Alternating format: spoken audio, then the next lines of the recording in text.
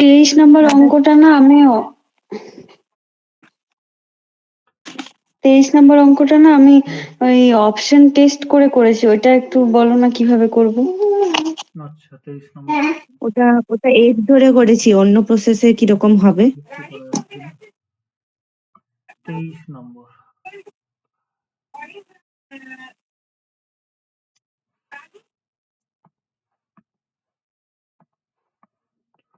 আচ্ছা question number 23 থেকে তাহলে দেখি, যেহেতু সিমিলার প্রবলেম ছিল।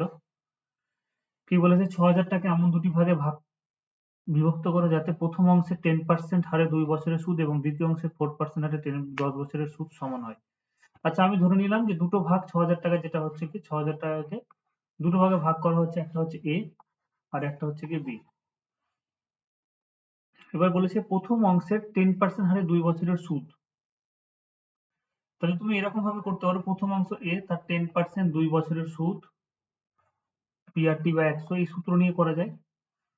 আর দ্বিতীয় অংশ যেটা বি, তার হচ্ছে গিয়ে 4% হারে 10 বছরের সুদ। তাহলে আমরা কি করব, ক্যালকুলেশন করে নেব।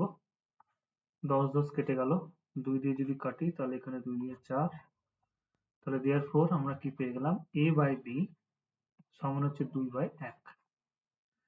তাহলে এ আর বি যেটা আমি ধরেছি, ৬০০০ টাকাকে আমি দুটো ভাগে এ আর বি এ ভাগ করে নিয়েছি, এক্স এ আমি ধরলাম না, তাহলে টোটাল কত ইউনিট হলো 3 ইউনিটের ভ্যালু হচ্ছে ৬০০০ টাকা।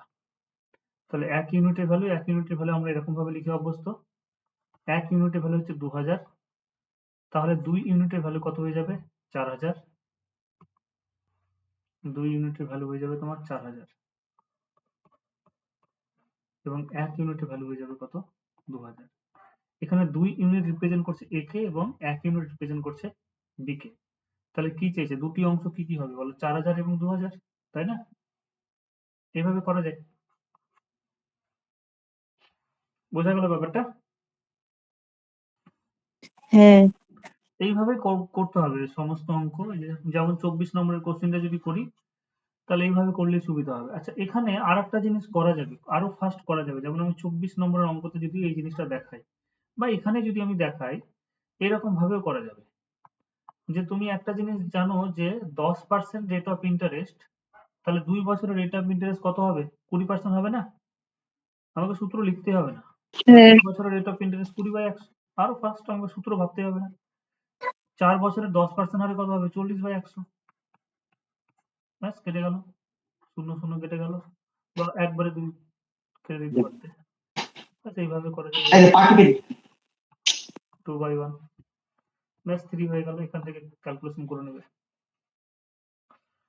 আচ্ছা একই রকম ভাবে আমি দুই একটা অঙ্ক এরকম সিমিলার দেখাই, যেমন 24 নম্বরের প্রবলেমটা। 24 নম্বরটা না মেলেনি অ্যান্সারের সাথে, করো তো একটু। আচ্ছা করে দিচ্ছি। কোশ্চেন নাম্বার 24 কি বলেছে, সেখানে লিখছি 24 বলেছে যে এক ব্যক্তি 13,000 টাকা, আচ্ছা সরি 30,000 টাকা আছে, দেখো টোটাল 30,000 টাকা দুটো ছেলের জন্য রাখবো। একটা হচ্ছে গিয়ে তোমার ইয়ঙ্গার ছেলে, একটা ছোট ছেলে, একটা হচ্ছে বড় ছেলে। এ বি দিয়েও করতে পারো, আমি ইয়ঙ্গার ধরছি আর একটা হচ্ছে গিয়ে হোল্ডার ধরছি। তাহলে একজনের বয়স হচ্ছে 14 বছর আর একজনের বয়স হচ্ছে গিয়ে, সরি ভুল করলাম, একজনের বয়স হচ্ছে 10 বছর, একজনের বয়স হচ্ছে 10 বছর আর একজনের বয়স হচ্ছে গিয়ে 14 বছর। যখন 18 বছর বয়স হয়ে যাবে তখন তারা সমান সুদ পাবে, মানে সুদের পরিমাণটা সেম, সুদের পরিমাণটা সেম। তার মানে প্রথম যেটা ছেলে, সুদের হার কত বলে দিয়েছে দেখো, 10%। তাহলে যার বয়স হচ্ছে গিয়ে 10 বছর, তার ক্ষেত্রে কত বছর টাকাটা খাটছে, 8 বছর খাটছে না? যার বয়স, কারণ 18 বছর পরে তো আমি টাকাটা তুলে নিচ্ছি, এবং 18 বছর পরে কি হচ্ছে দেখো, সুদের পরিমাণ আমাকে বলে দিয়েছে সমান হবে। সুদের পরিমাণ কি হবে, সমান হবে 18 বছর পরে। তাহলে যে বড় ছেলে, এই ছোট ছেলে, তার ক্ষেত্রে কত বছর খাটছে, 10% হারে 8 বছর, তাহলে 8 বছরের ইন্টারেস্ট কত, 80/100। আর যে বড় ছেলে, তার ক্ষেত্রে 14 বছর বয়স আছে, তাহলে 4 বছরের জন্য খাটছে, 4 বছরের জন্য রেট অফ ইন্টারেস্ট তাহলে কত হবে, 40/100, দুটো কি হয়ে গেল, সেম হয়ে গেল, 100 100 কেটে গেল, 40 2 80। তাহলে ইয়ঙ্গার বাই ওল্ডার সমান হচ্ছে গিয়ে 1/2। 1/2 মানে কত? 3 3 প্রেজেন্ট করছে 3000 টাকাকে, সরি 30,000 কে, তাহলে 10,000, তাহলে 1 কত হয়ে যাবে? 10,000, 2 কত হয়ে যাবে? 20,000। বোঝা গেল?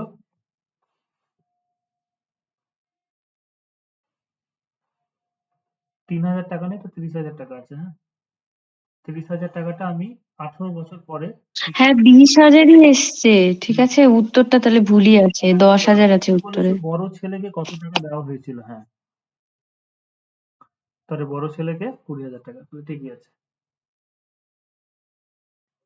তাহলে বড় ছেলেকে এটা তো, এই তো 20,000 টাকা, ঠিকই তো আছে, এখানে 20,000 অপশন তো আছে।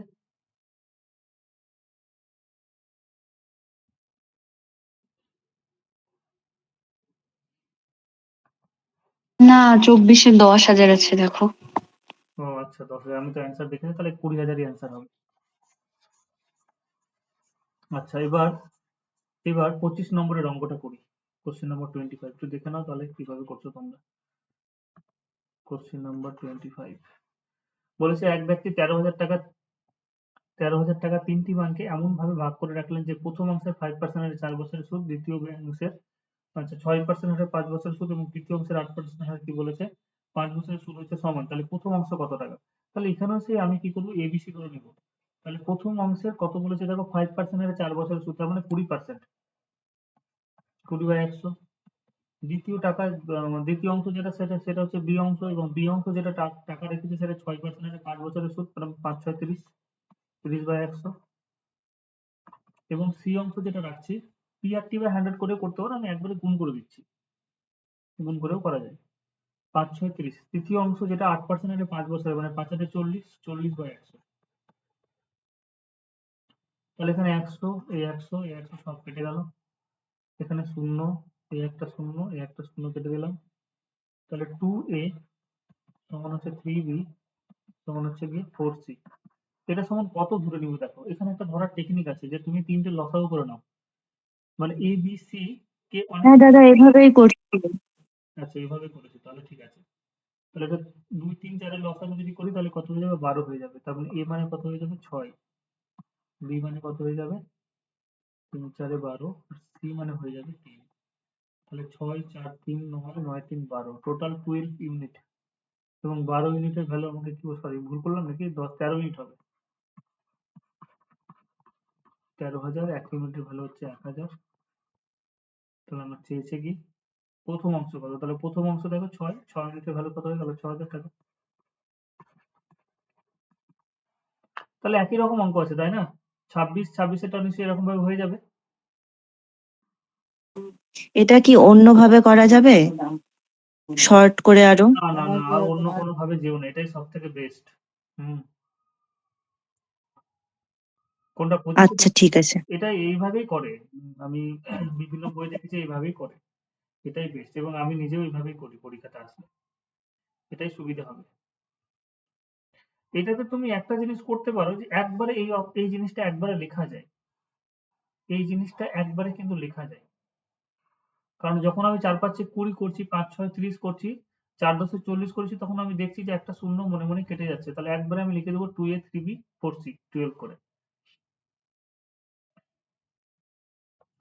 আচ্ছা, কোশ্চেন নাম্বার 26 কি বলেছে দেখো। করে গেছে এগুলো, ভুলে গেছে। আচ্ছা, এগুলো বলছি ভুলে গেছে তাহলে। 28 নম্বরটা না আচ্ছা, দাদা, হ্যাঁ বলো। 28 নম্বরটা হয়নি, মানে সূত্র ওই বইয়ে দেখলাম, হুম, ওভাবে করছি কিন্তু বুঝতে পারিনি, মানে সূত্র ছাড়া যদি করা যায়, ফর্মুলা ছাড়া। অঙ্কটা দেখে আমি কি বলেছে। বলেছে সুদের হার 5% বৃদ্ধি পেলে 10,000 টাকার কত বছরের সুদ 80 টাকা বৃদ্ধি পাবে? দাঁড়াও, আমি একটু ভেবে নিই তাহলে কিভাবে করা যায়। আমাকে বলেছে যে সুদের হার 5% বৃদ্ধি পেলে 1,000 টাকার কত বছরের সুদ 80 টাকা বৃদ্ধি পাবে। 5% যদি বৃদ্ধি পাই, আহ, সূত্র দিয়ে যদি করি, সূত্র দিয়ে তো করা যাবে। 1,000 টাকার কত বছরের সুদ 80 টাকা বৃদ্ধি পাবে?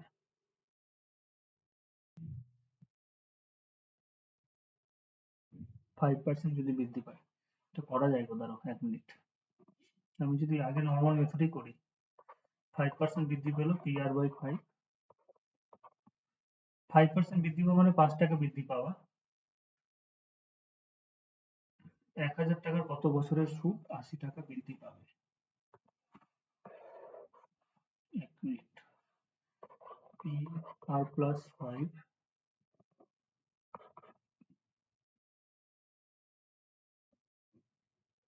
T by 100 PR T by 100 80 টাকা PR 5 PR T এটা কেটে গেল তার মানে P5T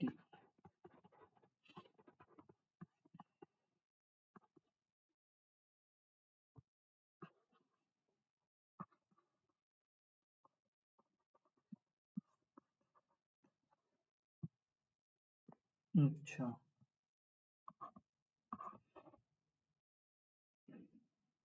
16 80 তার মানে অপশন হচ্ছে গিয়ে 16/5 3 5 15 আচ্ছা যদি আমি এরকম ভাবে ভাগি অঙ্কটা যদি ভেবে নিই এরকম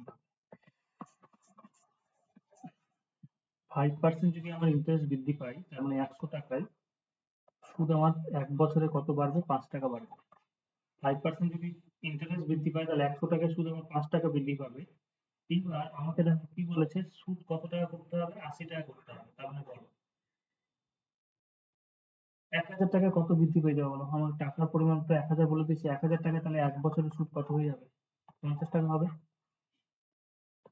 তাই না যদি 5% রেট অফ ইন্টারেস্ট বৃদ্ধি পায় তাহলে 1000 টাকায় সুদ আমি 5 টাকা বেশি পাবো তো এই 1000 টাকা 100 টাকা 5 টাকা বেশি পাবো তার মানে 1000 টাকায় কত সুদ বেশি পাবো 50 টাকা বেশি পাবো এবার এখানে বলেছে যে তোমাকে যেটা বৃদ্ধি করতে হবে সেটা হচ্ছে 80 টাকা বৃদ্ধি করতে হবে তার মানে 50 করলে হবে না তোমাকে করতে হবে 80 তোমাকে 50 এর জায়গায় 80 করতে হবে তাহলে এবার বলো কত গুণ তুমি তাহলে বৃদ্ধি করছো বৃদ্ধি যেটা করছি সেটা হচ্ছে 80/50 দেখো 50 এর সাথে তুমি যদি 80/50 মানে 8/5 তুমি যদি গুণ করো তাহলে কিন্তু তুমি 80 পেয়ে যাবে তাহলে একের ক্ষেত্রে কি করবো বলো একের ক্ষেত্রে কত দিয়ে গুণ করবো 8/5 দিয়ে গুণ করো না তার মানে 8/5 তাহলে 1 পূর্ণ 3/5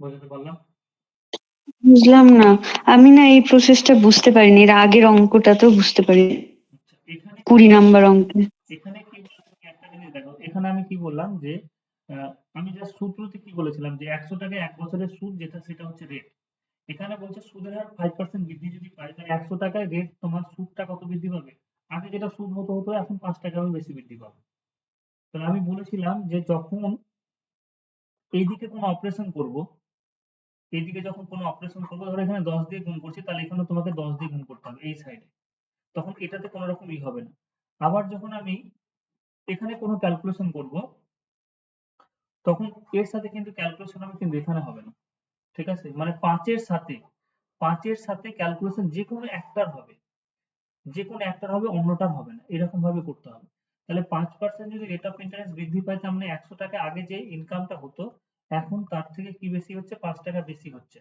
তাহলে 100 টাকায় যদি 5 টাকা বেশি ইনকাম হয় তাহলে 1000 টাকায় কত বেশি হবে তুমি বলো না 1000 টাকায় তাহলে 1 বছরে কত হবে জাস্ট 10 দিয়ে গুণ করেছি 100 টাকায় 5 টাকা বেশি ইনকাম হচ্ছে তাহলে 1000 টাকায় আমার 50 টাকা বেশি আয় হবে বা 50 টাকা আমি বেশি সুদ পাবো কিন্তু কোশ্চেনে বলেছে যে তোমাকে 80 টাকা বৃদ্ধি করতে হবে 80 টাকা সুদ বৃদ্ধি করতে হবে তাহলে 80 টাকা বৃদ্ধি করা মানে 50 এর জায়গাতে আমাকে কত নিয়ে আসতে হবে 80 নিয়ে আসতে হবে সুদ তাহলে 50 থেকে 80 যে নিয়ে আসবো এটা তাহলে আমি কি করে পেলাম নিশ্চয়ই আমাকে 50 এর সাথে কত গুণ করতে হয়েছে বলো বা এরকম যদি আমি ভাবি যে 50 থেকে যে 80 পেলাম নিশ্চয়ই 50 এর সাথে আমাকে কত গুণ করতে হবে 80/50 গুণ করলে হবে দেখো এটা কেটে গিয়ে আবার 80 আসবে তার মানে কত টাইমস তুমি বৃদ্ধি করলে বা কত গুণ তুমি বৃদ্ধি করলে বলো 80/50 যেটা হবে এখানে যেটা হবে সেটাকে উপরে লিখো আর নিচে দেখো 50 নিয়ে এসেছি মানে কত পেয়ে গেলাম 8/5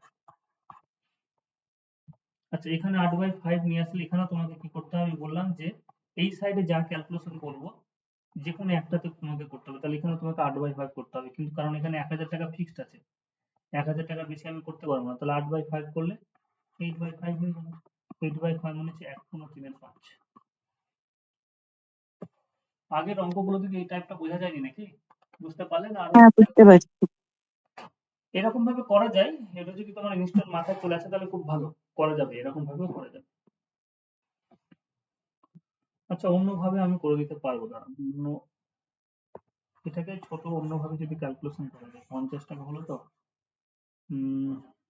আমি এখানে 10 যদি করে দিই, চলো এখানে যদি আমি 5 দিয়ে যদি ডিভাইড করে দিই, 5 20 হলো, তাহলে 1 হলো, তাহলে এখানে 1। আমি 5 দিয়ে ডিভাইড করে দিলাম, এখানে 1000 করতে হবে, হবে না। ঘুরে ঘুরে একই ব্যাপার হলো, ক্যালকুলেশন তোমাকে করতেই হচ্ছে।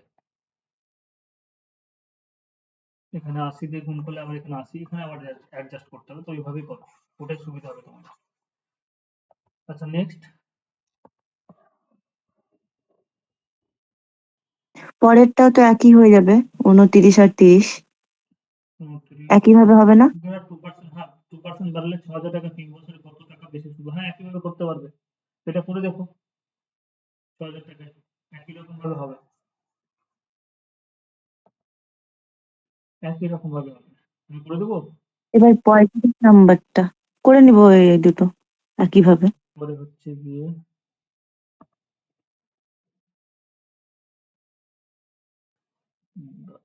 এটাও করেছি ফর্মুলা দিয়ে। আচ্ছা,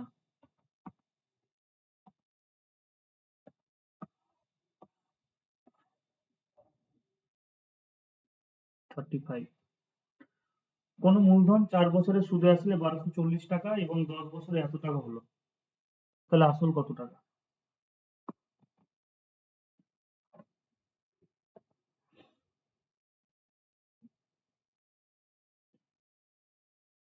4 বছরে সুদে আসলে এত টাকা এবং 10 বছরে তোমার 1600 টাকা হলে আসল কত টাকা হবে? আচ্ছা, এটা আমরা যেরকম ভাবে করি, মানে আমি যেরকম ভাবে করি, দেখো প্রিন্সিপাল আছে, প্লাস প্রিন্সিপাল আমি পি ধরলাম, আর 4 বছরের জন্য আমি কি করলাম, দেখো 10 বছরে বলেছে, তার মানে 10 বছরের এসআই, 10 এসআই, 10 বছরের এসআই মিলে কত হচ্ছে কি তোমার 1600 টাকা। আবার প্রিন্সিপাল প্লাস 4 বছরের এসআই মিলে, মানে 4 এসআই করলাম, এটা মিলে যেটা হয়ে যাচ্ছে সেটা হচ্ছে কি তোমার 1240 টাকা। তাহলে আমি যদি এবার সাবট্রাক্ট করে দিই, তাহলে 6 বছরের এসআই কত হচ্ছে, 0, 10 থেকে 4 বাদ দিলে 6, তার মানে এসআই সমান কত পেয়ে গেলাম, এসআই সমান পেয়ে গেলাম তোমার 60 টাকা।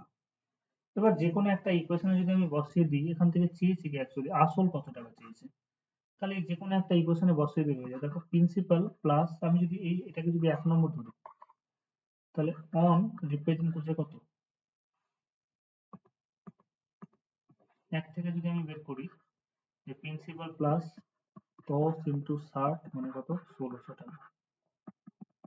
এভাবে সুবিধা হয়, 1600 মাইনাস 600 মানে 1000 টাকা, অ্যান্সার। এরকম ভাবে করা যায়, এরকম ভাবে করতে পারো।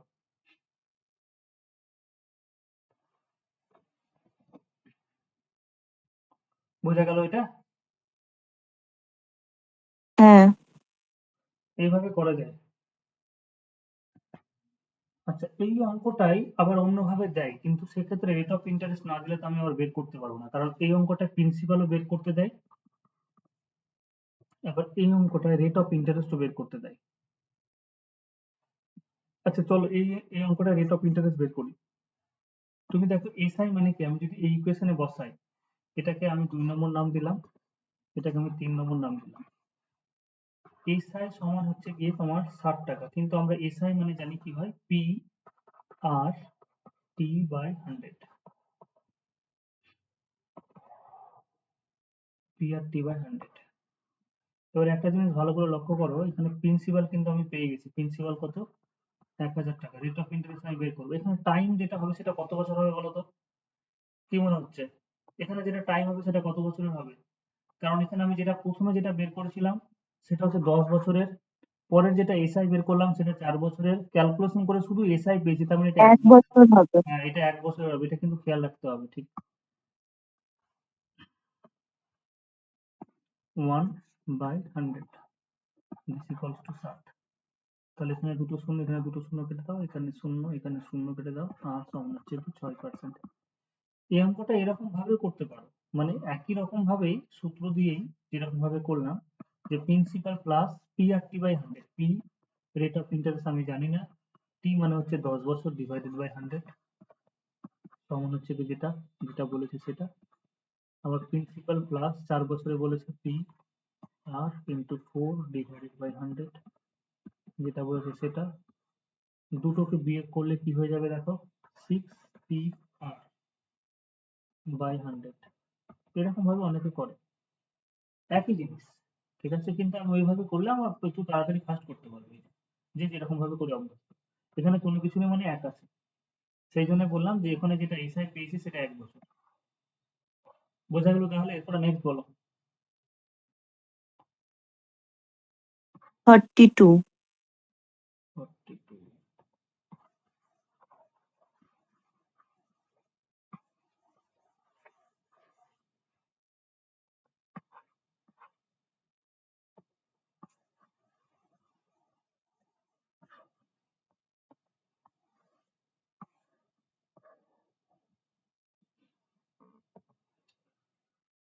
6 বছর পরে সুদে আসলের, আচ্ছা 6 বছর পরে সুদ আসলে 30% হলে কত বছর পরে আসলের সমান হবে?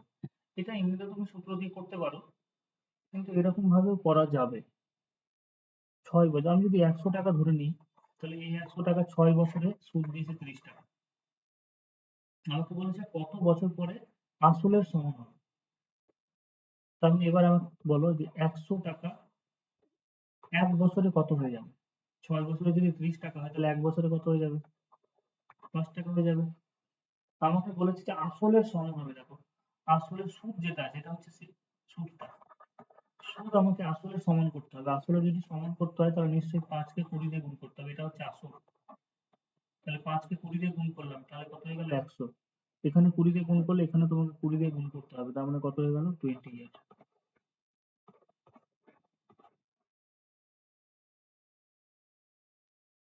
বোঝা গেল? হ্যাঁ। এরপরে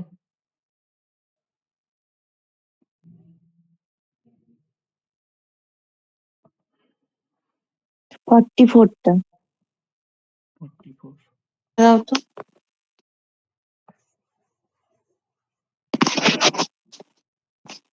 কোশ্চেন নাম্বার 44 কি বলেছে দেখো।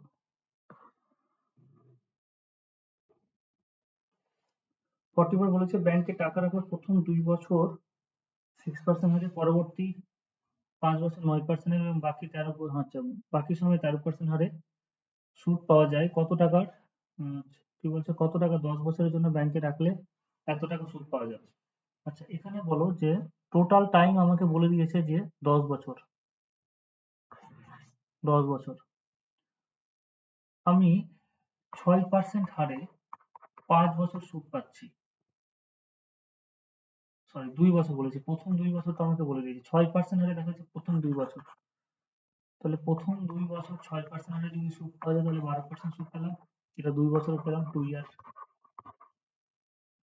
তারপরের 5 বছর আমি যেটা সুদ পাচ্ছি সেটা কত পার্সেন্ট? 9% হারে 5 বছর, তাহলে আসলে কত? 45%। তাহলে 5 আর 2 7 হয়ে গেল। এবং বাকি সময়, তাহলে বাকি সময়টা থাকলো কত? 3 বছর। তাহলে 3 বছর 13% হারে, 13% হারে 3 বছরের যেটা রেট অফ ইন্টারেস্ট সেটা হচ্ছে 39%। তাহলে total rate of interest calculate করে নাও। এটা টোটাল টাইম কত হচ্ছে? 10 ইয়ার। টোটাল রেট অফ ইন্টারেস্ট তাহলে কত হচ্ছে? 9 5 14, 14 আর 2 16, 6 হাত থেকে 1, 3 একে 4, 4 8 এখন 9।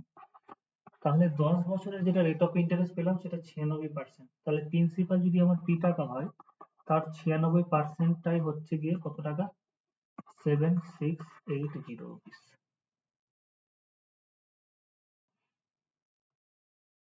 এবার এটা কতবার দিয়ে কাটবে দেখো। 8 দিয়ে কেটে দাও। 80। দেখো প্রিন্সিপাল সমান কত হচ্ছে না? ওখানে ওখানে 10 বছর লিখবো না আর? না, এটা তো আমি কি বলেছিলাম তোমাদের, যে সরল সুদের ক্ষেত্রে কি হয় দেখো, যে ইন্টারেস্ট গুলো জাস্ট, আমি যদি তোমাকে বলি যে 10% হারে 2 বছরের রেট অফ ইন্টারেস্ট পাবে, তাহলে তুমি কি করবে? যোগ করে দিয়েছিলাম কম্পাউন্ড ইন্টারেস্ট করার সময়, দেখো 20%। ওইভাবে তুমি করতে পারো, তাহলে ওইভাবে করা যাবে, তাহলে লিখে লিখে করতে হবে ওইরকম ভাবে। আচ্ছা, ওইভাবে আমি দেখিয়ে দিচ্ছি, তাহলে এই কনসেপ্ট হয়তো ক্লিয়ার হয়ে যাবে। আচ্ছা, এবার যদি আমি বলি যে প্রথম 2 বছর, 10% হারে, তারপরে হচ্ছে 5 বছর 9% হারে, আর তারপরে 3 বছর হচ্ছে গিয়ে 13% হারে। তাহলে একবারে রেট অফ ইন্টারেস্ট বের করলাম আমি। ওখানে তোমাদের এরকম ভাবে লিখেছিলাম, সিআই লিখেছিলাম, দেখো সিআই যখন বের করেছিলাম এবি রুল দিয়ে লিখেছিলাম, যেটা বের করতে বলবে তার রেট অফ ইন্টারেস্ট বের করে নাও। সিআই বের করতে বলেছে তাহলে সিআই রেট বের করতে বলেছিলাম, এসআই যদি বের করতে বলে তাহলে এসআই রেট বের করেছিলাম। তো এটা আমাকে যেটা 7,680 টাকা দিয়েছে, সেটা তো এসআই দিয়ে দিয়েছে, মানে সরল সুদটা দিয়ে দিয়েছে। তাহলে সরল সুদের তুমি রেট অফ ইন্টারেস্ট বের করে নাও ওই 10 বছরে। তাহলে 10 বছরের রেট অফ ইন্টারেস্ট যেটা বের করলাম সেটা হচ্ছে 96%।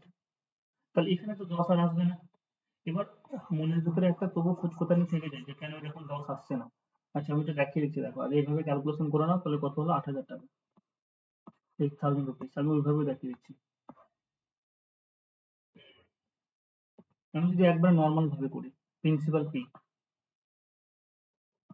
Rate of interest 6 time 2 divided by 100, principal P, rate of interest 9 time কত? 5 বছর ডিভাইডেড বাই 100।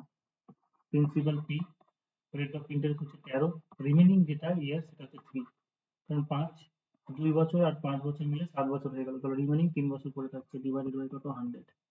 এবং এটা সমান বলেছে, সমস্ত সুদ মিলিয়ে বলেছে কত? 7,680 টাকা। এবার তুমি যদি পি বাই 100 কমন নিয়ে নাও না, পি বাই 100 কমন নিয়ে নাও, তাহলে কত আসবে? এখানে 12, এখানে 45, আর এখানে 39, 7680। তাহলে কত হয়ে গেল? পি ইন্টু দেখো 96 হচ্ছে।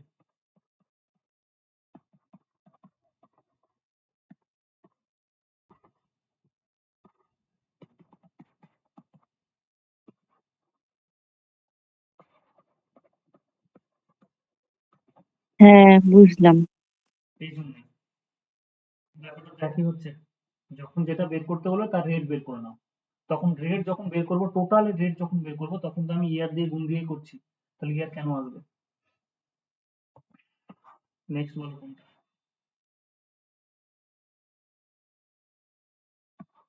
কোনটা করলাম যেন? 44। আচ্ছা, আলিয়া, আলিয়া কিছু বলছে, আলিয়া কিছু বলছে না কেন? কি? আমি বললাম তো। ও, আমি তো এখান থেকে দেখতে পাচ্ছি না। আচ্ছা, এরপরে আর করিনি।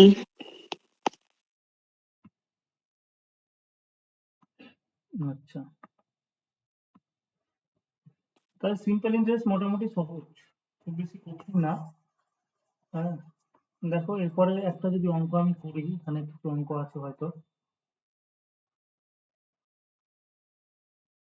সিম্পল ইন্টারেস্টের পরে তোমরা কি করবে?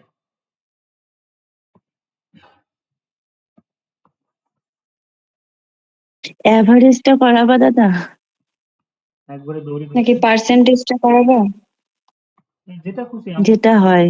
আমাকে শুধু একটু বলে দিলেই হবে। পার্সেন্টেজ তাও অল্প অল্প বুঝতে পারছি, কিন্তু অ্যাভারেজটা একটু বোঝা যাচ্ছে না ঠিক মতো। ঠিক আছে, আবার শুরু করবো। কিন্তু পার্সেন্টেজটা করালে এটার সাথে একটু মিলতো না মনে হয়। পার্সেন্টেজ তো সব জায়গাতে কাজে লাগবে, তো অ্যাভারেজের অঙ্কতেও কাজে লাগবে, এরকম না যে লাগবে না, কারণ হ্যাঁ, অনেক। তাহলে পার্সেন্টেজটাই করাতে নাকি? ঠিক আছে, পার্সেন্টেজটা করি, তাহলে অ্যাভারেজে চলে যাবো। পার্সেন্টেজটা করি, তাহলে অ্যাভারেজে চলে যাবো। আচ্ছা, সিমিলার একটা অঙ্ক এরকম যদি করি, এরকমই একটা কোশ্চেন যদি করি, এই কোশ্চেনটা দেখো তো তোমরা পারছো কি করতে, বা আর একটা কোশ্চেন ধরো, এই 43 নম্বরের কোশ্চেন একটু দেখো। 43 কি করেছো তোমরা? Question number 43। হ্যাঁ, আমি করিনি। আচ্ছা, 43 করেছি। ওই যে ইয়ে এক্স ধরে করেছি 43 নম্বর। আচ্ছা, এই ধরে করেছো। আমি আমি যদি এরকম ভাবে করি, দেখো একটু দেখে নাও। 25,000 টাকাকে সমান 25,000 টাকাকে দুটি ভাগে ভাগ করলাম, তাহলে এ আর বি মিলে হলো কত? 25,000। আর কি বলেছে, ব্যাংকে 15% এবং 18% হারে যদি আমি এই দুটো টাকাকে রাখি, এ আর বি টাকাকে, তাহলে 1 বছর পরে 4,050 টাকা আমি সুদ পাচ্ছি। তাহলে 1 বছর যেহেতু বলেছে, তাহলে এ টাকার 15%ই করবো, কারণ 1 বছরের রেট অফ ইন্টারেস্ট তো 15%ই হবে। 2 বছর হলে 30% হয়ে যেত। তাহলে আমি একবারে করলাম 15A by 100 plus 18B by 100। এটা সমান হচ্ছে গিয়ে কত টাকা? 4050। তাহলে এখানে যেটা পেলাম 15A প্লাস 18B সমান হচ্ছে 405000। দেখো এটা বুঝতে পারলে কিনা? না হলে আমি একটা লাইন এখানে করি এরকম ভাবে। বুঝতে পেরেছি। আচ্ছা, এটা তো বুঝলাম, কিন্তু ওই যে আগের লাইনটা কি করে করলা ওটা? এটা আচ্ছা, হুম। এখানে দেখো না, এখানে তুমি তুমি যদি ভাবো, তোমরা যদি ভাবো যে না পি আর টি আকারে লিখে করবো, এসআই আমি এসআই এর ফর্মুলাটা দিয়ে হ্যাঁ, তো নাকি? আমি এসআই ফর্মুলা দিতে চাইছি না। আমি বলছি যে 1 বছরের আমি এখানে তো এসআই এর কথাই বলেছে, 4,050 টাকা সুদ। এই সুদটা কি এসআই সরল সুদই তো? তাহলে 1 বছরের যদি 15% যদি রেট অফ ইন্টারেস্ট হয়, হ্যাঁ, তাহলে 1 বুঝতে বছরের পারছি। সুদ কত? 15%ই হবে। তাহলে একবারে লিখে 15 এ, হুম, আর নাহলে 15 ইন্টু এ হুম। ইন্টু 1 এরকম লিখবে, ডিভাইডেড বাই 100। তাহলে এটা বললাম 15A by 100 plus 18B by 100। তাহলে এটা যদি বুঝতে পারো, তাহলে একবারে একটু একটা স্টেপ জাম্প করছি। দেখো 4050। আমি বললাম এই পাশে তো দুটো শূন্য যাবেই, তার আগে এটাকে ক্যালকুলেশন করে না তো। 3 দিয়ে দেখো সবগুলো কাটছে, তাহলে 3 দিয়ে সবগুলো কেটে দাও। 3 পাঁচে 15, 3 ছয় 18, 3 দিয়ে কাটো, 3 13 39, 3 পাঁচে 15, 3 13 39, 3 পাঁচে 15। তার মানে 5A প্লাস 6B সমান কত হয়ে গেল? 13,500। সরি, দুটো শূন্য হবে, 1350, আর তার সাথে দুটো শূন্য। এইবার এটা যে 1 নম্বর ইকুয়েশন আছে, এটা 2 নম্বর ইকুয়েশন পেলাম। আমি 1 নম্বর ইকুয়েশনের সাথে কি করলাম? কিছুই না, শুধুমাত্র 5 গুণ করে দিলাম। 5A প্লাস 5B 0 0 0, 5 পঁচিশে কত? 125। 125 আমার চেয়েছে কি? 18% হারে জমানো টাকার পরিমাণ চেয়েছে। 18% হারে কোনটা হবে? বিটা 18% হারে হবে। বি টাকার পরিমাণটা বের করতে হবে, তাহলে এটা বিয়োগ করে নাও। তো যদি বিয়োগ করে তাহলে কত হবে? এটা কেটে গেল, তাহলে বি সমান কত হয়ে গেল? 3টে শূন্য, শূন্য, 3 থেকে 2 বার দিলে 10,000 টাকা।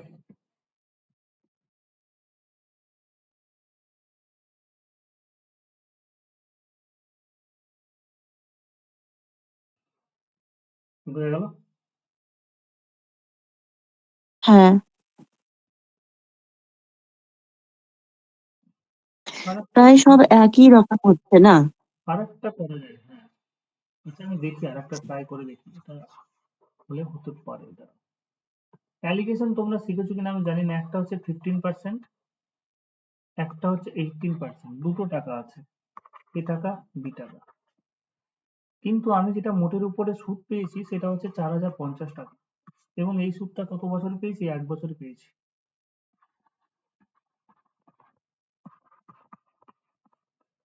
25,000 টাকার সুদ হচ্ছে 4,050 টাকা, তাহলে 100 টাকার কত? দুটো শূন্য কেটে দিলাম, এই একটা শূন্য, এই একটা শূন্য কাটলাম। হয়তো ক্যালকুলেশন লেন্দি হতে পারে। 5 5 25, 5 8 40, 5 1 5, লেন্দি হয়ে যাবে। এটা যদি করি তবু 5 16 80, 5 16 80, 5 2 10। তাহলে এটা একটা রেট অফ ইন্টারেস্ট পেলাম, এবং সেই রেট অফ ইন্টারেস্টটা আমি লিখলাম এখানে 16.2%। এবার অ্যালিগেট করার নিয়ম হচ্ছে এরকম ভাবে আমরা অ্যালিগেট করি, যে যেটা সব থেকে বড় সেটা থেকে বাদ দিয়ে দাও। 18 থেকে 16.2 মানে হয়ে যাবে 1.8। আর 16 পয়েন্ট থেকে এটা যদি বাদ দিই তাহলে 1.2।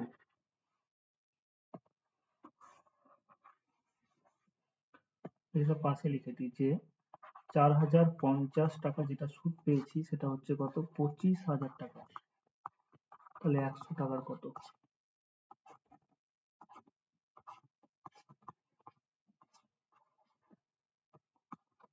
16.2। এবার পয়েন্ট পয়েন্ট দুটো থেকে তুলে দিলাম, এই পয়েন্টটা বাদ হয়ে গেল, এই পয়েন্টটাও বাদ হয়ে গেল, 6 × 3 = 18, 6 দিয়ে 12। এই দুটো টাকা মিলেই রিপ্রেজেন্ট করছে কত, 5 ইউনিট, এবং 5 ইউনিটটাই রিপ্রেজেন্ট করছে কত টাকাকে, 25,000 টাকাকে। তাহলে 1 ইউনিটের ভ্যালু কত, 1 ইউনিটের ভ্যালু হচ্ছে 5,000। তাহলে তোমাদের যদি বি টাকার পরিমাণ চাই, তাহলে বি টাকার পরিমাণ হচ্ছে 2 ইউনিট, তাহলে 2 ইউনিটের ভ্যালু কত হয়ে গেল, 10,000। এ টাকার পরিমাণ কত, 3 ইউনিট, 3 ইউনিটের ভ্যালু কত হয়ে গেল, 3 পাচ্ছে 15,000 টাকা।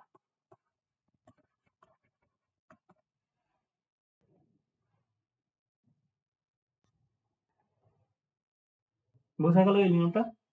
তোমাদের মেথড অফ অ্যালিগেশন শেখাবো যখন percentage, profit loss, simple interest, compound interest হয়ে যাবে একসাথে, টাইম অ্যান্ড ওয়ার্ক হয়ে যাবে, অ্যাভারেজ হয়ে যাবে, তখন আমরা অ্যালিগেশনটা শিখবো। এই কটা চ্যাপ্টার আগে হওয়া দরকার আছে। এমনকি time and distance, time and work, time and distance সবকিছু হলে তখন অ্যালিগেশন ইউজ করা যাবে। রেশিও, প্রপোর্শন এগুলো করতে হবে।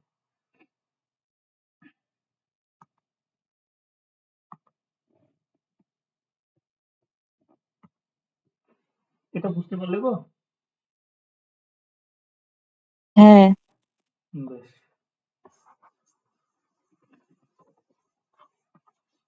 স্যারের কাছে কতগুলো চ্যাপ্টার হয়েছে? স্যারের কাছে তো হয়েছে অনেকগুলোই, ওই time and work, time and distance, তারপর আম, এই কি যেন বলে পার্সেন্টেজ, হুম, এগুলো হয়ে গেছে। আচ্ছা। আর প্রফিট লসও হয়েছিল অনেকদিন আগে। হুম, আর এই অ্যালিগেশন, মিক্সচার, এইগুলো অল্প অল্প হয়েছে, তো এগুলো ভালো করে মনে নেই। ও আচ্ছা। নাম্বার সিস্টেম, lab থেকে শুরু করছে, নাম্বার সিস্টেম হয়ে গেছে। এইচসিএফ, এলসিএম, হ্যাঁ, ওটাও হয়ে গেছে। তোমাদের তো সবই কমপ্লিট। না মানে হয়েছে, আমার হয়নি, আমি বুঝিনি কিন্তু কিছু। ভালো করে হয়নি অত। মানে পারবো, কিন্তু একটু একটু ট্রিকি টাইপের দিলেই পারবো না, এরকম। আমার মনে হয় আমি কিছুই পারবো না, বুঝতে পারছো, আমি একবারেই পারবো না, আমি বুঝিনি স্যারের তোমরা তো কাছে অঙ্ক কিছু। করতে পারছো, এরকম তো না যে পারছো না।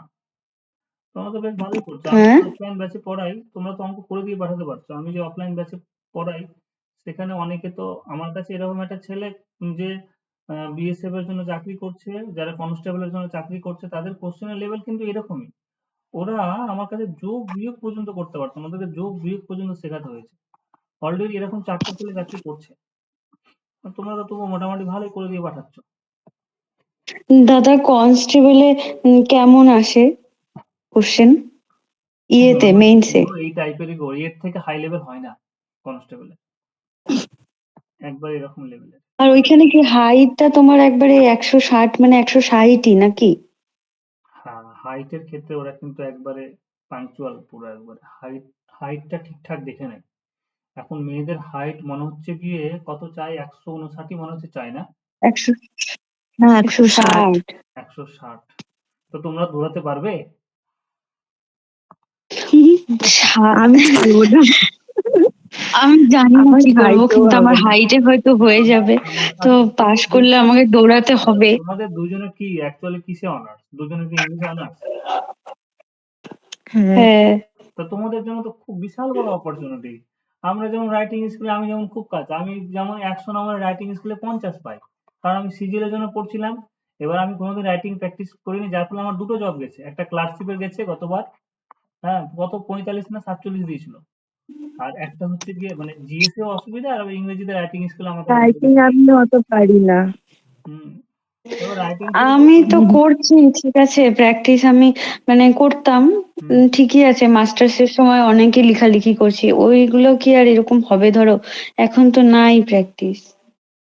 ওই তোমরা এক কাজ করো, শোনো, তোমরা কিন্তু ক্লার্কশিপের যদি আমি সিলেবাসটার কথাই বলি, তাহলে ক্লার্কশিপে হচ্ছে গিয়ে 30 নম্বরের হচ্ছে গিয়ে ম্যাথ, 30 নম্বরের ইংলিশ, আমি গতবারের কথা আমার নিজের কথাই বলছি, আর 40 নম্বরের হচ্ছে জিএস। এটা আমি মোটেও পারি না। এই জিএস এর জন্য আমার আর 30 জিএসটাতে আমিও জিএসএই হচ্ছে মরে যাচ্ছি একদম। অঙ্কটা মনে আমি হচ্ছে হয়ে আমি যাবে তিনটে প্র্যাকটিস পেপার করলে। মিলিয়ে আমার মনে আছে, জিএসটা খুব তিনটে পেপার মিলিয়ে আমি মানে 70 এর মতো পেয়েছিলাম। আর রাইটিং স্কিল আমি পেয়েছিলাম 45 না 47, মানে আমার 115। ওখানে গিয়ে তোমার কাট অফ এই এই এই জায়গা থেকে উতরাতে হবে তোমার। তোমরা এখানে বেশি পাবে। ইংলিশ অনার্সের ছেলেমেয়েরা সাধারণত ভালো লিখে, আমাদের থেকে তো ভালো লিখলে। হুম। কিন্তু চ্যালেঞ্জিং হয়ে যায় কি বলতো, তুমি যদি হিউজ প্র্যাকটিস না করো, 6টা রাইটিং এসে লিখতে হবে তোমাকে 1 ঘন্টায়, 3টে বাংলা, হ্যাঁ, 3টে এটাই বললো আমাকে প্রত্যেকটা চ্যালেঞ্জিং রামাশিস দা। আর প্রত্যেকটাই তোমাকে টাচ করতে হবে। যদি না টাচ করো তাহলে ফেল করে যাবে। হুম। আচ্ছা, কাট অফ কত যায় দাদা? কাট অফ খুব বেশি যায় না। আমি যদি, তোমরা কি জেনারেল দুজনেই? না, মেজর, আমি দুজনেই ওবিসি। হ্যাঁ, দুজনের ক্ষেত্রে মোটামুটি 125 সব মিলিয়ে। আচ্ছা, প্রিলি মেন্স দুটো মিলিয়ে না? মিলিয়ে 125 পেতে হবে। 130 হচ্ছে সেফ জোন, কিন্তু 125 হলে হয়ে যায়। রাইটিং স্কিলে কি মানে সব লিখে আসলেই হয়ে যাবে নাকি? রাইটিং স্কিল তোমাকে সব লিখে আসতে হবে। একটা বাংলাতেও রিপোর্ট মানে প্রতিবেদন, ইংরেজিতেও একটা রিপোর্ট, বাংলাতেও একটা, হুম। বাংলাতে English to Bengali to English, এই আর ইংরেজিতে হচ্ছে ইংলিশ টু বেঙ্গলি। সরি, ভুল বললাম, বাংলাতে হচ্ছে ইংলিশ টু বেঙ্গলি করতে হবে, আর ইংরেজিতে ইংলিশ টু করতে হবে, বেঙ্গলি টু ইংলিশ করতে হবে। দুটো হয়ে গেল। আর একটা হচ্ছে গিয়ে তোমার প্রেসি দেয় না কি দেয় ভুলে গেলাম গো, 3টে জিনিস দেয়, 3টে করে রিপোর্ট রাইটিং বলছি। রিপোর্ট রাইটিং, হ্যাঁ। রিপোর্ট রাইটিং তো দুটোতেই থাকে, মানে এটা তো প্রতিবেদন বলছে।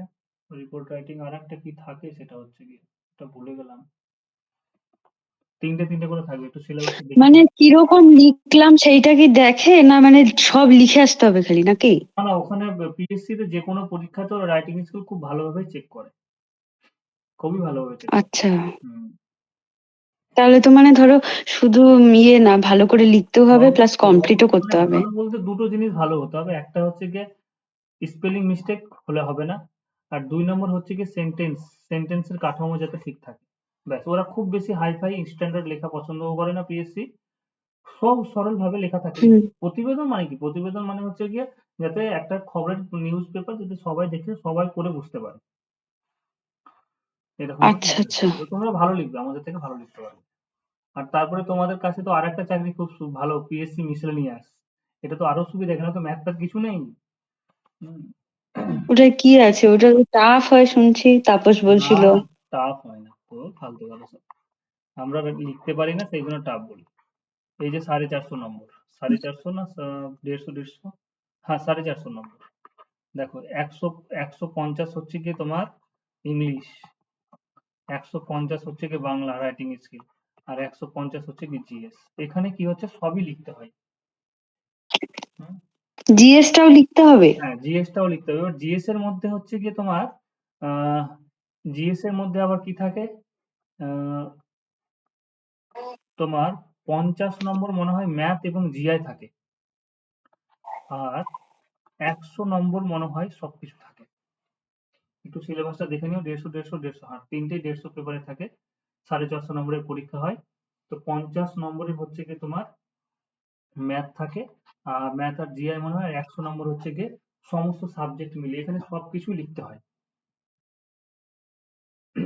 এই 450 প্রিলিমস যেটা হয়, প্রিলিমসটা হচ্ছে কোয়ালিফাইং নেচার, মানে প্রিলিমসের নম্বর অ্যাড হয় না।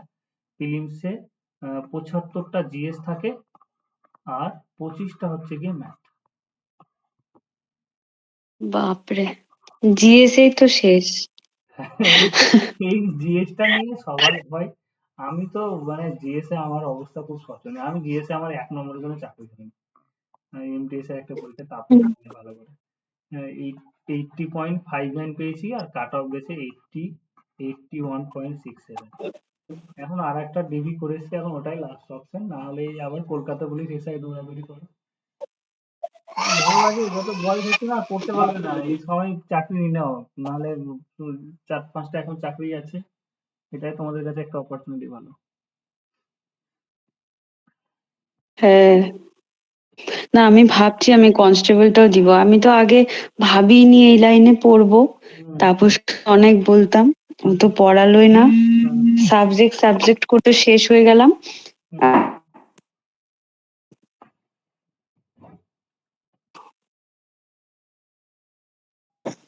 তাহলে শোনা যাচ্ছে, শুনতে পাচ্ছ তো? হ্যাঁ, এখন কিছু করার নেই, কলকাতায় যে পড়াতে যায় না, নেট সেটের জন্য যে পড়াই, ও দেখি ওই অল ওভার ওয়েস্ট বেঙ্গলে যা ভ্যাকেন্সি, বাংলা ইংলিশের ভ্যাকেন্সি তো নেই কলেজ সার্ভিস কমিশনে, 15টা 20টা করে ভ্যাকেন্সি। না আর এখন তো কলেজ সার্ভিসেও তো শুনছি ইয়ে দিচ্ছে, ঘুষ ছাড়া হচ্ছে হ্যাঁ, না। কলেজ সার্ভিসেও ঘুষের খেলা গো, খুব বাজে অবস্থা এখন। ফালতু একদম। সাবজেক্ট নিয়ে আমার কোনোদিনই ইচ্ছা ছিল না পড়ার, তাপস খালি বলছে না না টিচার হলেই ভালো, নাহলে অনেকদিন আগে থেকেই প্রিপারেশন নিতে পারতাম। এখন বয়সটাও হয়ে যাচ্ছে না। টিচার হয়ে গেলে ওরকম করে, তো আমার তো প্রথমে এসএসসি তে ন্যাক ছিল, কিন্তু হ্যাঁ, সাবজেক্ট ভুলে অন্য সাবজেক্ট পড়া সত্যি খুব কষ্টের, কিন্তু বাধ্য হয়ে এই লাইনে আসতে হচ্ছে, কিছু করার নেই। তোমাদের আইসিডিএস এর একটা সুযোগ হয়তো ছিল, আইসিডিএস হয়তো পেরিয়ে গেছে, ওটা একটা সুযোগ ছিল তোমাদের। হ্যাঁ ওটাতে আমার বৌদির হলো। কি টাকা পয়সা দিয়ে না এমনি হয়েছে প্লেন? না এমনি হয়েছে। আচ্ছা, বাহ। কিন্তু ওতেও ওর বৌদির হলো আইসিডিএস সুপারভাইজারে হয়েছে। ভালো স্যালারি ওগুলোতে, হ্যাঁ, আর খাটনিও নেই খাটনিও নেই, ঠিক।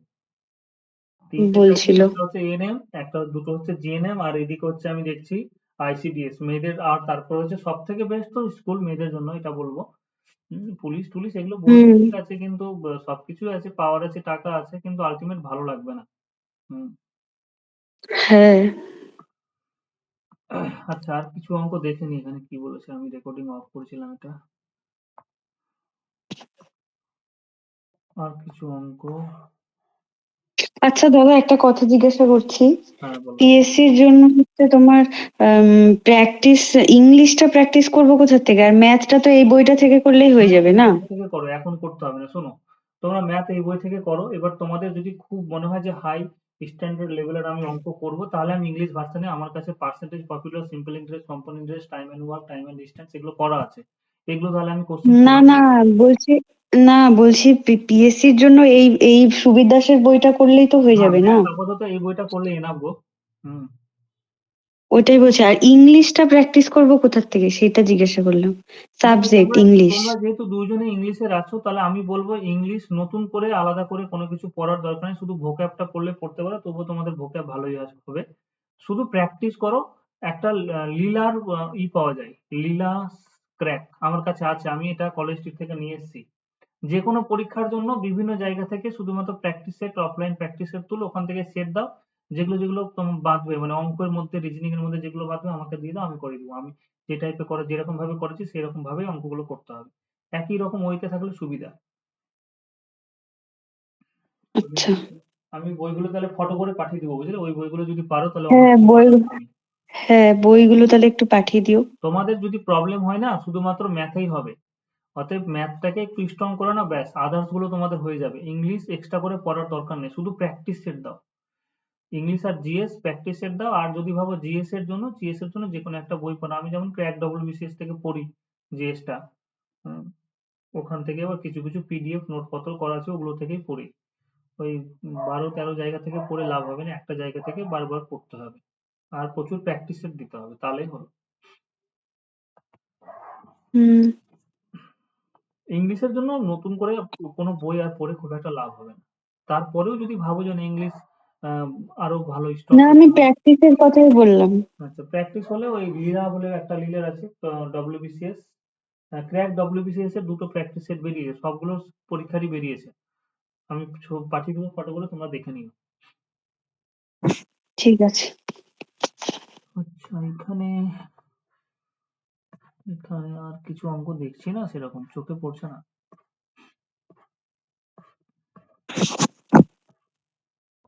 উম,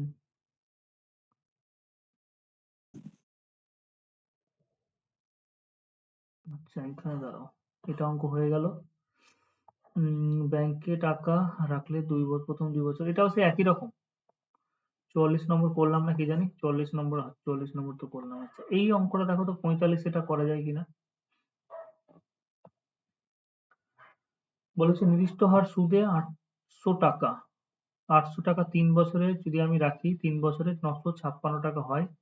যদি সুদের হার 4% বাড়ে, তবে সুদের হার 4% যদি বাড়ে, তাহলে 3 বছরে 800 টাকার সববৃদ্ধি মূল কত হবে? পারবে করতে এটা? সহজই আছে। প্রথমে তোমাকে রেট অফ ইন্টারেস্টটা বের করে নিতে হবে। রেট অফ ইন্টারেস্ট এবার তুমি দুই ভাবে করতে পারো, পিআরটি বাই 100 দিয়ে করতে পারো, আর না হলে এরকম ভাবে ডিরেক্ট করতে পারো যে 800 টাকা 3 বছরে যেটা সুদ জেনারেট করছে সেটা হচ্ছে 156 টাকা। তাহলে এখানে আমি কি করলাম, 100 দিয়ে ভাগ করবো, 8 দিয়ে ভাগ করে নাও। 8 দিয়ে যদি ভাগ করো তাহলে 100 হয়ে গেল, এটা 3 হয়ে গেল। 8 দিয়ে ভাগ করলে এটা কত হয়ে যাবে, 8 একে 8, 7 8 কত, 56। তাহলে 100 টাকার 1 বছরের সুদ বের করতে হবে। ব্যাস, রেট হয়ে গেল। তাহলে 17/3, আর নাহলে সূত্র দিয়ে, হয় এরকম ভাবে নাহলে সূত্র দিয়ে করতে পারো। তাহলে এটা ছিল তোমার ইনিশিয়ালি রেট অফ ইন্টারেস্ট 17/3, কিন্তু নতুন যেটা রেট অফ ইন্টারেস্ট আসছে সেটা হচ্ছে 17/3 প্লাস 4। 956 ছিল যে। হুম, এখানে সুদ লিখেছি, শুধু সুদ। নির্দিষ্ট হারে 800 টাকা 3 বছরে 956 টাকা হয়, 956 হয়ে গেল, মানে কি সুদ আসল হয়ে গেল আচ্ছা, সব। হ্যাঁ। তাহলে হুম। এখানে দেখো কত হচ্ছে, 3 4 21, আচ্ছা 4% বেড়ে গেল। এবার বলেছে যদি যদি সুদের হার 4% বাড়ে, এখানে তোমাকে ক্যালকুলেশন করাবে, ও ভেবেই নিয়েছে যে যদি সুদের হার 4% বাড়িয়ে দেওয়া হয় তাহলে 3 বছরে 800 টাকার সব বৃদ্ধিমূল কত হবে, বলেছে সব বৃদ্ধিমূল কত হবে। বেশ, তাহলে 3 4 12 আর 17 হয়ে গেল 29, 29/3। এখন নতুন যেটা রেট অফ ইন্টারেস্ট সেটা আমি পেয়ে গেলাম 29/3%। তাহলে সুদ যেটা আমি আগে প্রথমে সুদ বের করে নিই, যে নতুন রেট অফ ইন্টারেস্ট হচ্ছে 29/3, টাকা আমাকে 800 বলে দিয়েছে, 29/3 সময় আমাকে 3 বছরই বলে দিয়েছে। তাহলে এটা আমি খুব তাড়াতাড়ি ক্যালকুলেশন করে নিতে পারবো। কেটে গেল, তাহলে কত পেয়ে গেলাম, 8 9 72 2, 8 9 72 2, 8 2 16 এর সাথে কত, 23, 232 টাকা। 232 টাকা সুদ, আর 800 টাকা হচ্ছে কি তোমার প্রিন্সিপাল, তাহলে কত হয়ে গেল, 1032 টাকা। এটাই হচ্ছে সববৃদ্ধি মূল। তাহলে 1032। আচ্ছা, এখানে 1032 অপশন নেই, তোমরা একটু অ্যান্সারটা দেখে নিন। ভুল করলাম না তো? 8 9 72, 8 2 16 সাথে 23, 1032 তো হচ্ছে অ্যান্সার। 12 আর 7 হচ্ছে যে 17 হচ্ছে 29, 29/3, 8 9 72 2, 8 2 16 23। হ্যাঁ, 3 নাম্বারটা আছে অ্যান্সার 52। হ্যাঁ, 1052 আছে না? সি নাম্বার, হ্যাঁ, কিন্তু হ্যাঁ হ্যাঁ, সি নাম্বারটাই দেখি না আছে। তাহলে কোথাও ভুল করছি না তো। 17/3, 12 17 9 2 29, 29ও ঠিক আছে। 8 9 72 2, 8 থেকে 7, 8 দিয়ে 16 আর 7 23, 232 হচ্ছে কিন্তু। 232, 4% বাড়ে তবে 3 বছরে 800 টাকার সববৃদ্ধি মূল কত হবে?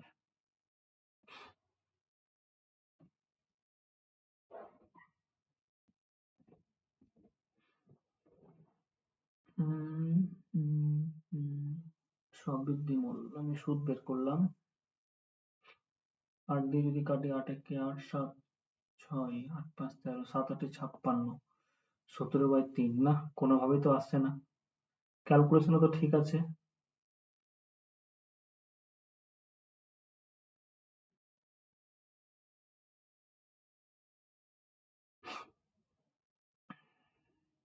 আচ্ছা, অন্যভাবে যদি করি, দাঁড়াও।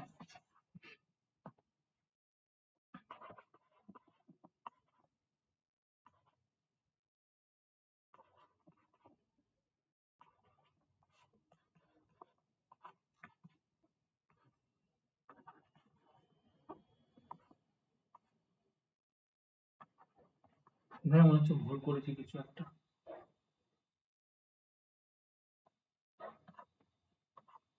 3 দিয়ে 3 5 15, 3 দিয়ে 6,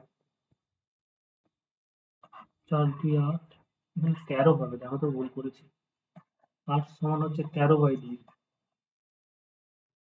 হুম, আর এর মানটা বের করতে গিয়ে ভুল করেছি, তার মানে দেখো এরকম করেছি, 800 টাকা 3 বছরের সুদ হচ্ছে গিয়ে 156 টাকা। তাহলে 100 টাকার 1 বছরের সুদ হচ্ছে গিয়ে 8 একে 8। এ বাবা, কেমন হচ্ছে এটা ব্যাপারটা, গোলমেলে ব্যাপার হয়ে গেল। 3 দিয়ে যদি ভাগ করি, ধরো এখানে এখানে ভুল করছি আমি, ক্যালকুলেশন কিছু একটা।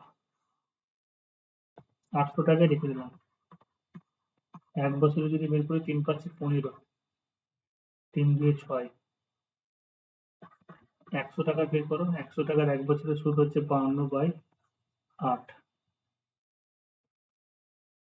4 দিয়ে যদি করি, 4 2 8, 4 4 52, তার মানে 13/2।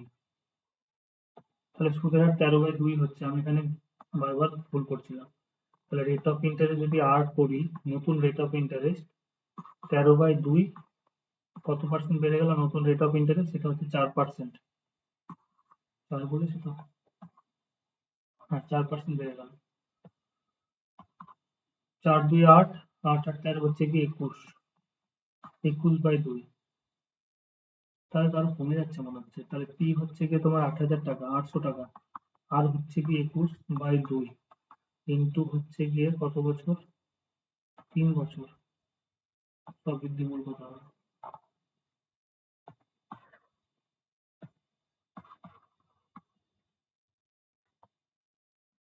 দুই দিয়ে কাটো 4, 21 ইন্টু 12, 12 একে 12 2, 12 24 একে 25, হ্যাঁ 252 হচ্ছে। 252 আর 800 টাকা, তার মানে 1052 টাকা হচ্ছে। এটা অ্যান্সার আছে না? হ্যাঁ। আচ্ছা, এখানে তাহলে ক্যালকুলেশন ভুল করছিলাম, তোমরা এইভাবে বের করে নিও। এইভাবে বের করতে কেন ভুল করছি বারে বারে, এইভাবে বের করে নিও।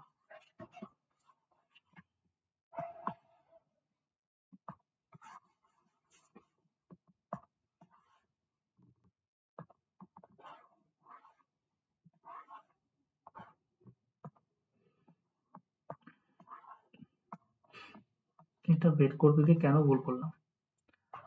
800 টাকার 3 বছরের সুদ 156, 156কে 8 দিয়ে ভাগ করো তো, বারে বারে ভুল হচ্ছে এটা। 8 একে 8, 15 থেকে 8 বাদ দিলে 7 ও 76 হয়। এই জায়গাতে আমি ভুল করছি, হবে 76 আর ভেবে নিচ্ছি 56, সেই জন্যই ভুল হচ্ছে বারে বারে। ঠিক আছে, এটা বোঝা গেল এবার। তো 3 দিয়ে ভাগ দিয়ে করতে হবে ওটা। আচ্ছা নেক্সট, এটা আর অন্যভাবে করতে পারবে না। অন্যভাবে অন্যভাবে যদি করা যায়, 800 টাকা 3 বছরে 956, যদি সুদের হার 4% বাড়ে, 3 বছরে 800 টাকার সব বৃদ্ধিমূল কত হবে?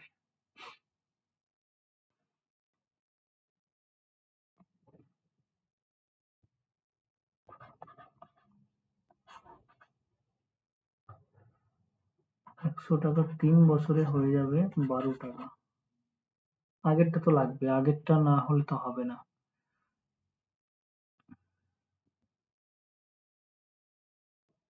8×96। আচ্ছা দাঁড়াও দেখি, 800 টাকার তাহলে 3 বছরে কত দিবে, 8×96, 596।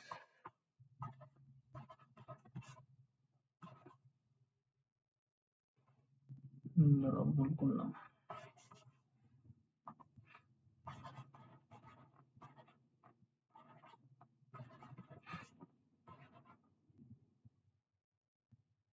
হবে হবে, এইভাবে হবে। দেখো এখানে এই কনসেপ্টটা করা যায়,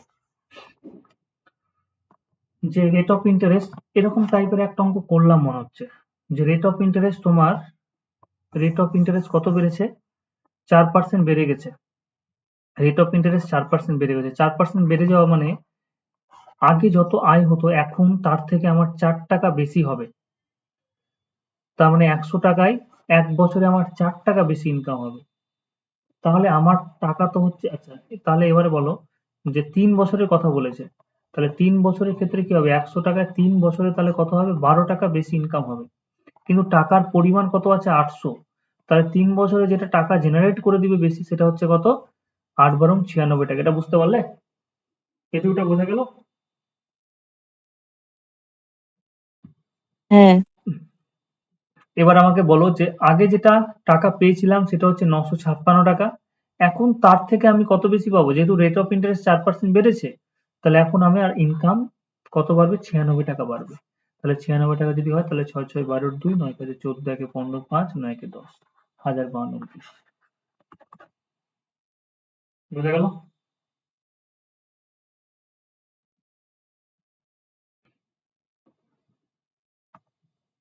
ওটা কি করলে লাস্টে? এটা দেখো যে লাস্টে কি করলাম, আমার আগের ইনকাম কত হয়েছিল? 956 টাকা। এই যে দেখো 3 বছরে আমি 956 টাকা পেয়েছিলাম। কিন্তু রেট অফ ইন্টারেস্ট 4% যদি বেড়ে যায়, 4% বাড়লে 800 টাকায় কতটা বাড়বে? 96 টাকা বাড়বে। তাহলে 96 যোগ করে দিলাম। 100 টাকায় আচ্ছা। 3 বছরে 12 টাকা বাড়বে। তাহলে 800 টাকায় তাহলে 3 বছরে কত বাড়বে? 8 দিয়ে গুণ করলাম, 800 হলো, এটা 8 দিয়ে গুণ করলাম। তাহলে দেখো তোমাকে 8 দিয়ে গুণ করতে হবে। তখন 96 টাকা আগের থেকে বেশি ইনকাম হবে। তাহলে 956 সাথে গুণ যোগ করে দাও। এটা সব থেকে বেস্ট। এইভাবে করাটাই মনে হচ্ছে বেস্ট হবে। আচ্ছা, এরপরে এটা পারবে করতে। এটা করে করালাম 46 আগের মতো করে যতগুলো ইন্টারেস্ট আছে আর টাইম গুণ করে দাও। এটা করালাম এই টাইপটা। 12,000 টাকার 5 বছর সুদ এবং 15,000 টাকার 6 বছর সুদের সমষ্টি এত। এটা কিছুই করতে হবে না, এটা জাস্ট নরমালি তোমাকে ক্যালকুলেশন করতে হবে। কোশ্চেন নাম্বার 47, 1200 টাকা 47 যদি আমি বলি 1200 টাকার 5 এটা হয়ে যাবে তো মনে হয়। করতে পারবে, এগুলো পারবে করতে। কোশ্চেন নাম্বার 48 তাহলে করণীয়। সি কত টাকা ধার নিয়েছিল দেখবে, এ এর টাকা সি এর টাকার কোনো সি ধরে নিবে, বের করবে ক্যালকুলেশন, এটা 49 হয়ে যাবে।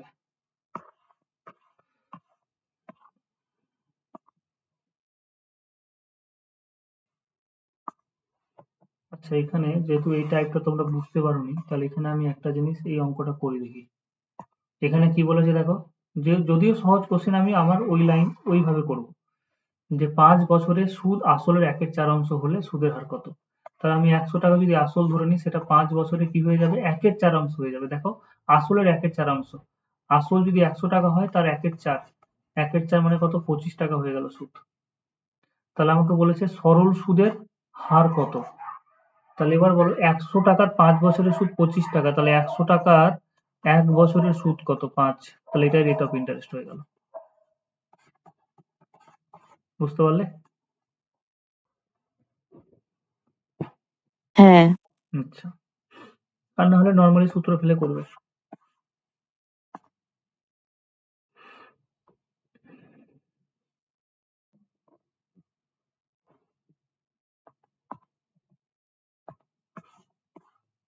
এখানে আর সেম তেমন কোনো কিছু অঙ্ক দেখছি না, সব অনলাইনের কোশ্চেন, সব অনলাইনের।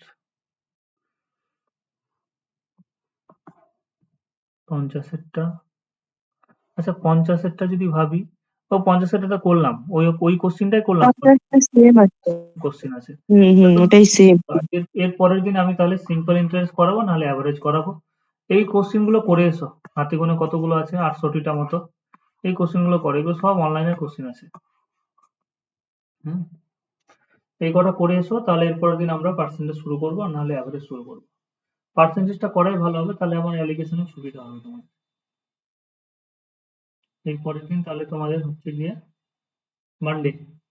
ঠিক আছে। হুম, হুম। এগুলো ঠিক করবে। আছে। হুম।